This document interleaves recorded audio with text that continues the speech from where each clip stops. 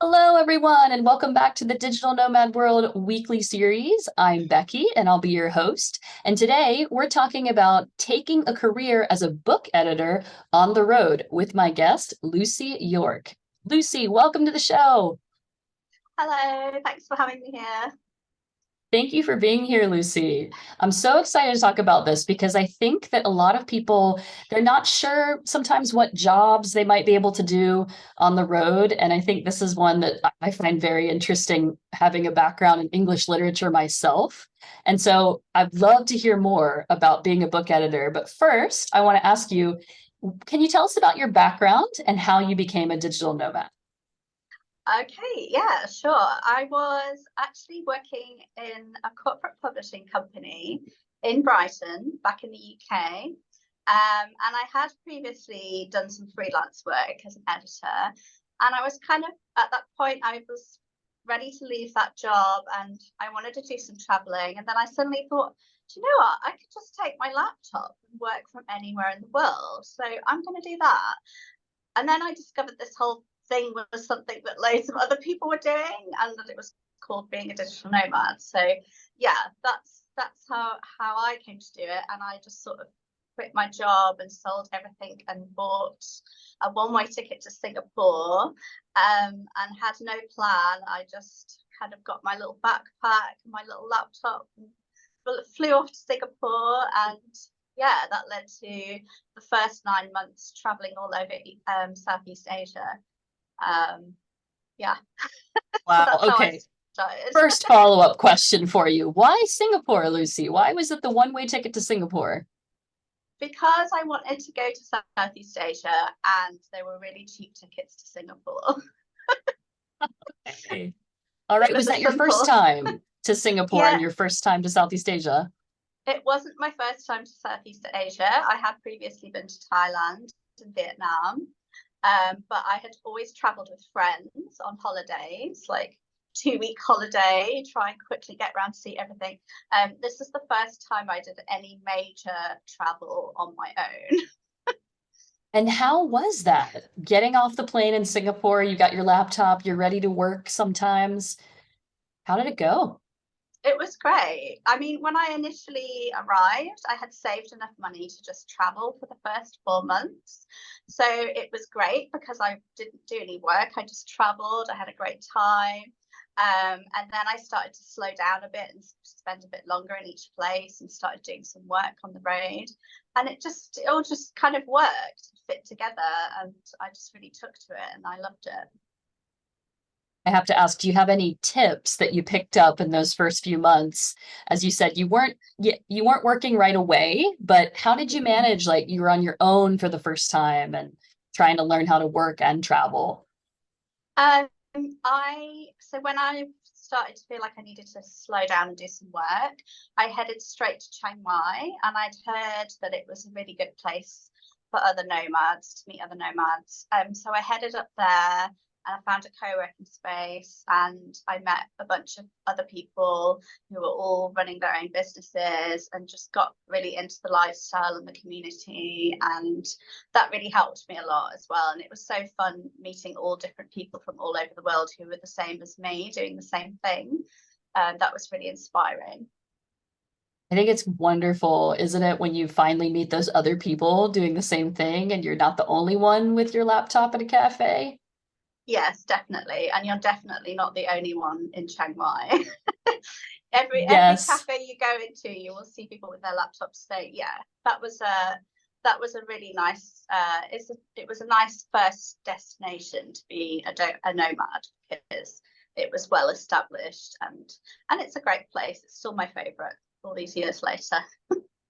So would you recommend that going when you're starting to a place like Chiang Mai, Thailand, where there's a bunch of people like you already there? I think I think that can really help, because it can get a bit lonely on the road, if you're working.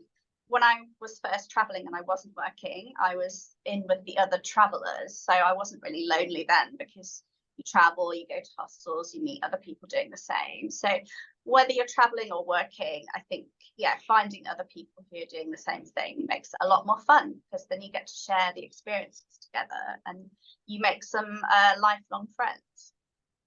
Yeah, and speaking of lifelong friends, let's see, Lucy, how we go, because Chiang Mai is actually where we met and That's we right. reconnected. Yeah, where you are now, which is Koh Lanta, Thailand.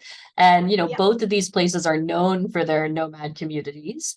So is this something that you now are regularly doing? Are you like following the community trail a bit? And do you often seek out places where there are a lot of other digital nomads? I try to get a balance because I love to be in the places where there are other nomads for social reasons, and I love to have that community.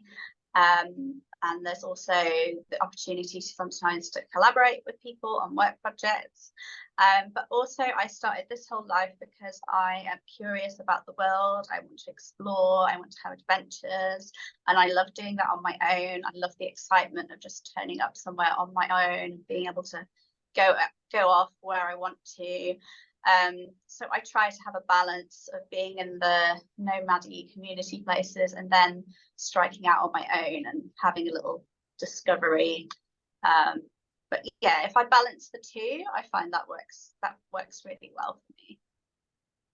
Great. And when you do strike out on your own, what are some of your favorite places that you've been? So I spent about 2 months traveling all around Malaysia, which is a surprise because I didn't really know anything about it. And when I went there, I ended up loving it. I went to Borneo, which is part of Malaysia, and explored the rainforests and saw lots of amazing wildlife. And another place I went to was Myanmar, also known as Burma. And that felt for me quite off the beaten path. Yeah, that was an incredible experience to go and travel around there and meet all the diverse different peoples that are just within that one country. That was like a real one of those memories that really gets to you and stays with you. I can only imagine, yes. So in Yeah, Borneo, how is the Wi-Fi and how is working? Were you just traveling at that point and you weren't trying to work in Borneo? I've heard the internet can be iffy there. actually, I wasn't working at that point, but in the like when we think about Borneo, you think about this wild rainforest. Like not a lot of that is left, sadly. Like there are big spaces of rainforest, but then there are big developed cities. There's Kuching, there's Kota Kinabalu, and yeah, those cities are really well set up. You've got all your modern conveniences there, and you've got good Wi-Fi. So yeah, but it's just when you want to go off on the nature trails into the forest or go up a river on a boat, then yeah, that's not very conducive to working. Don't try to take the classic nomad photo that you'll see at a beach with the laptop. Don't do it on the boat. That's another tip we can give you today. Yeah. When did you go to Myanmar? Do you remember which year? Yes, it was 2019. It would have been March 2019. So just the year before the coup happened there, and a year before COVID started. So I'm really glad I did that trip because I feel like it wouldn't be possible now and may not be possible for quite some time to do something like that. So that's another reason why that's very special to me. Yeah, like I know with Myanmar as an example, sometimes a country will open up and become different than it has been for a long time. And I think one tip I would give to people would be go at that time as soon as you can, because as we've seen, you never know how long that window will be. Yeah, 100%. And I kind of that has stuck with me. I actually met somebody in Chiang Mai recently who said they also wanted to go at that time and they didn't. And they said how much they regretted not taking that opportunity. And I also, like, since COVID happened, it has made me really think, if there's somewhere I want to travel to, I'm just going to go now, not be like, I'll do it later. I'll just try it now. And if it's not perfect, it's fine. I just want to go to the places that interest me while I have the chance and just go for it. don't kind of think, oh, I'll do it one day, just do it now. Absolutely. Yeah. Yeah. Okay, Lucy. Well, let's talk about being a book editor now. So, Yeah. how, as you said, you were working in publishing, you were doing some freelance work before you ever set off to be a digital Mhm. nomad. How did you first get into the world of editing? So I had studied English literature at university, so that helps. That helps you. But I actually had to do an unpaid internship in a publishing company in the UK. It's actually quite hard to get into publishing if you go the traditional route and go work for a company. It's very competitive. So I did an unpaid internship, and then I worked my way up from being an assistant to being the managing editor for an independent publishing company. Yeah, so that's how I got into it. You don't have to go in that way. If you wanted to be a book editor for fiction books, there are a lot of online training courses now that you can do. It's something you have to devote quite a lot of time to learning. So there's so much to learn to be able to do the job. But there's definitely a route now where you wouldn't have to go the traditional way, work through a publishing house. You can start up on your own as an editor without going down that way. Yeah, I know sometimes unpaid can be impossible for some people. It depends on the situation they're in. Do you know Mm. where you could find internships, even unpaid or paid these days, like where to look to where they're being offered? Yeah, I'd say like the main publishing houses in the UK, the like big London publishing houses, like the Penguin Random House. They do have internship schemes, but I think those tend to be particularly competitive. So if you can find a smaller independent publishing house, which is what I did, I think it might be a bit easier to get something. Yeah, would you recommend like cold emailing them or finding the contact and just introducing yourself that way? The way it worked for me was that they actually had an internship program, and it was on their website. So Okay. it was just a case of browsing through some websites and finding ones that had internship programs, and then getting in touch, sending in my CV, and then going to meet them, and going in there. Okay, I so suspect it's probably changed a bit now, and there may be some that offer like hybrid where they do pay a little bit. I know some will offer to cover expenses as well. When I did it, I worked in a bookstore as well at the same time, so that I could earn some money. But yeah. oh yeah, I mean, unpaid internships, especially these days, it's very difficult. I know, like, where's Yeah. your living expenses coming from if not? So yeah, I understand that. So you had this background, you had the Mhm. internship, and then you progressed forwards. And now, as a freelance book editor, what does your day-to-day look like as you work from the road?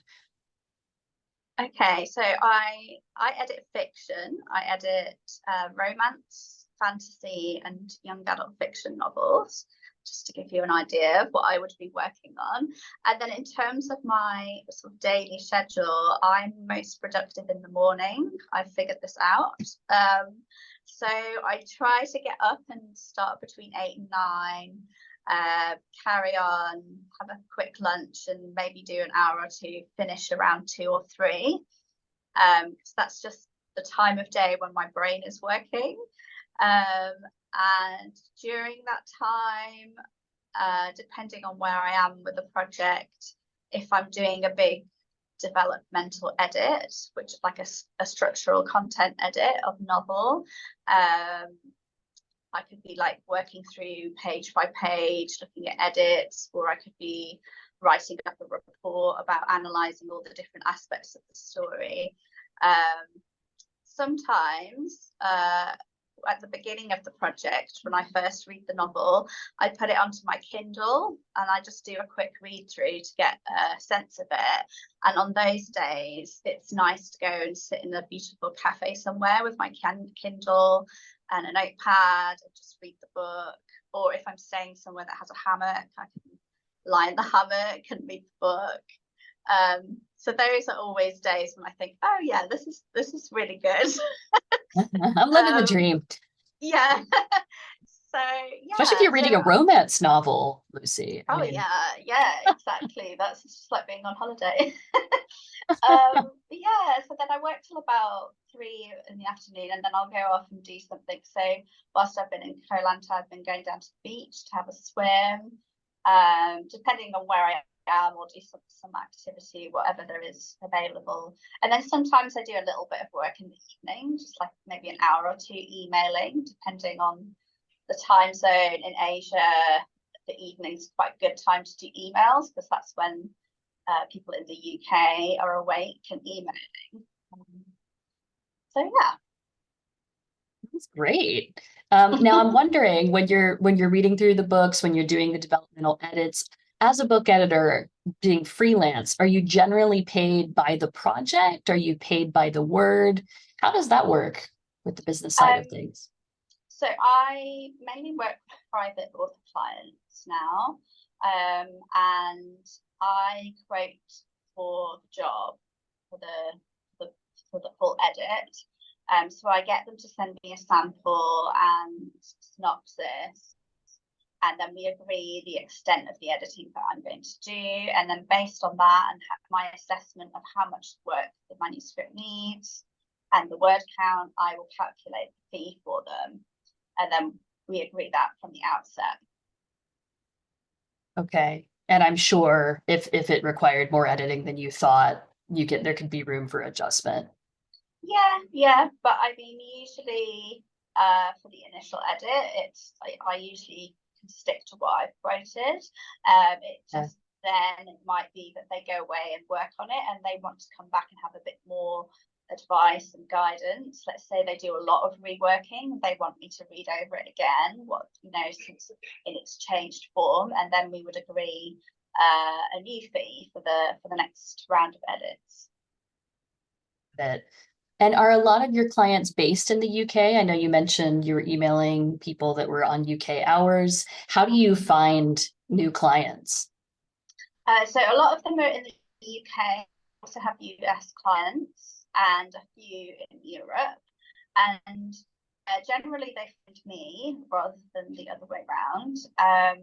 I'm a member of the Chartered Institute for Editing and Proofreading in the UK, that's the formal editing body in the UK, and they have an online directory which is full of all the editors and proofreaders.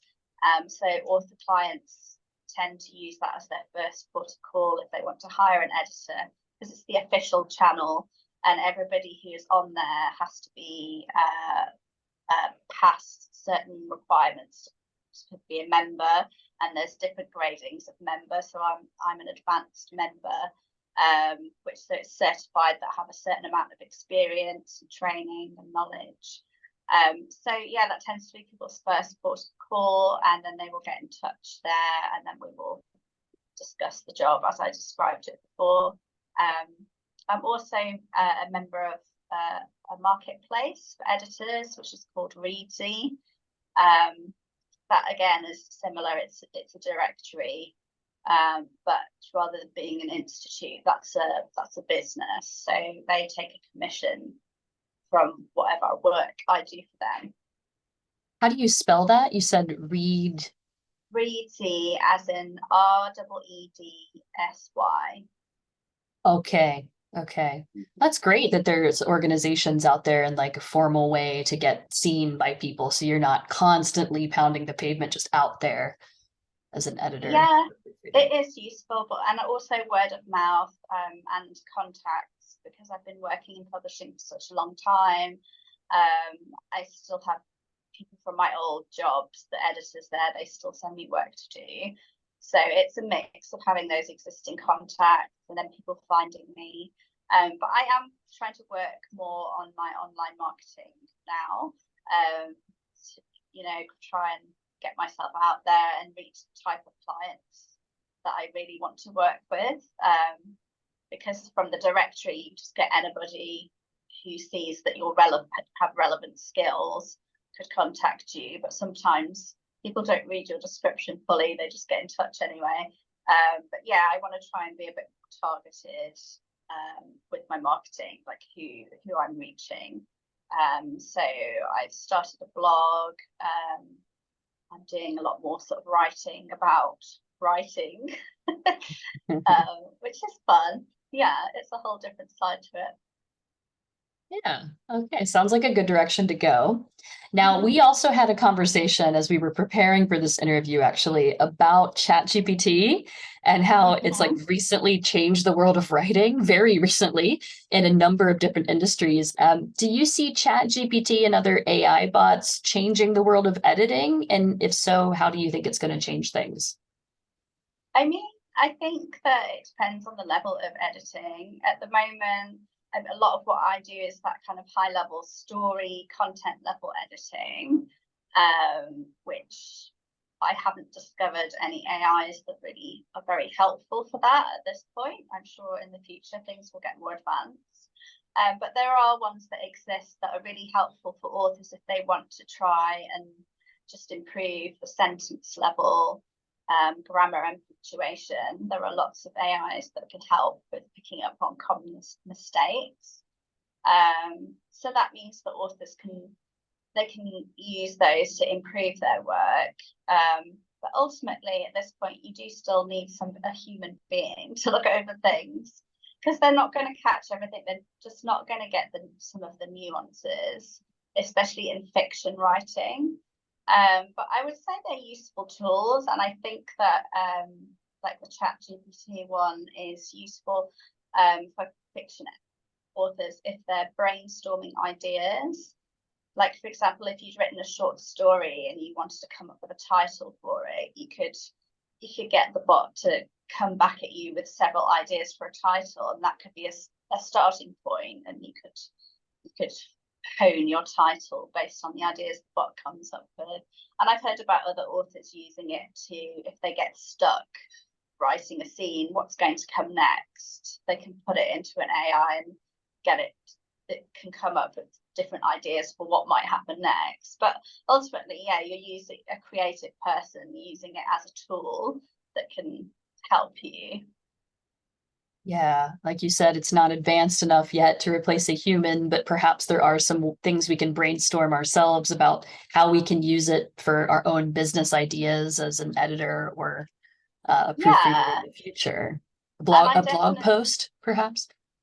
actually I did try writing a blog post with an AI because I was curious to see how it would be. And it did come back with a coherent blog post, but it was so formulaic and generic sounding. What it produces, it doesn't have a voice. So, for me, running my business, the most important thing is that it's all in my own voice. It's me. So yeah, it can be useful, but I think in my line of work, you're writing about writing. So you want the blog post that you write to be of a high level and to show nuance and personality. And actually, I thought the reason I thought it would be very useful was for writing a blog headline that would be really good for the SEO. But then I ran the headline through an SEO headline checker, and it didn't actually score very well. So I don't know, maybe I did something wrong, but I think it's fun to have a play around with them. They're good, like it's good for coming up with a structure. But yeah, when you get into it, like the nuance and the voice side of things, you still need to put that work in. I find that so interesting to think about voice with writing and how an AI doesn't have a voice and how will it ever find its voice? Will all the different, chat bots have different voices? It's fascinating to think about, but I don't think we're going to be there for a few more years, if ever. Yeah. I don't know. I actually read recently about somebody who's developing an AI which how to explain this? So essentially, authors who have an existing body of work. So let's say you're a prolific romance writer, or you're Stephen King, somebody who's written loads of books. You can upload your existing body of work into this AI and train it to write like you. There, at this point there'd be quite a lot of effort involved in getting it to write like you, but it almost becomes like your writing brain, and then it can write things in your voice. So that would save a lot of yeah. time, Lucy. Yeah, it would take, I mean, that's just something that's being developed at the moment, so yeah, but yeah, I can see how that would be really useful if you were one of these people who wrote a novel every year or 2 novels every year. That could save you a lot of time. But yeah, I think it's interesting, and I think it's really good to remain open-minded about it and to be sort of techno optimistic about it, because they're going to be able to do things that can save us time, and bring new aspects to our work. So yeah, I'm definitely trying to educate myself about it, and also learn about it so that if my authors have questions, I can help them with it. I think that's a fantastic way to look at things. And also for those watching, not think that, oh, well, I've heard this technology is out there now, so why should I even start on a path of being an editor? There's plenty of space to use it for your advantage, not your detriment. So yeah, definitely. Well, Lucy, I'm wondering, how has being a digital nomad changed your life? It's massively changed my life. I mean, in ways that you don't even think it's going to. I'd say the main thing is that it's brought me a lot of joy, and a lot of experiences I would never have had the chance to have before. And it's brought so many new friendships into my life, like long-lasting friendships. I think it's made me more resilient as well, because it's not always easy. I think we're all kind of, as a society, guilty of like posting about all the good things, and sometimes you have inglorious travel days when everything goes wrong and it's not fun, and you're on your own, and you have a cold, and you're stuck in your hotel room when you want to be on the beach, or just things go wrong, and it's not always easy. But you just kind of learn to think, okay, today is a bad travel day, maybe tomorrow will be a good travel day. So yeah, it's helped me a lot with my mindset. That's great to hear. I want to thank you so much for sharing about this world of book editing with us as a digital nomad. Is there anything else you would like to share with us before you go? I don't think so. Thank you for having me on here. This has actually been really fun to talk about all these things.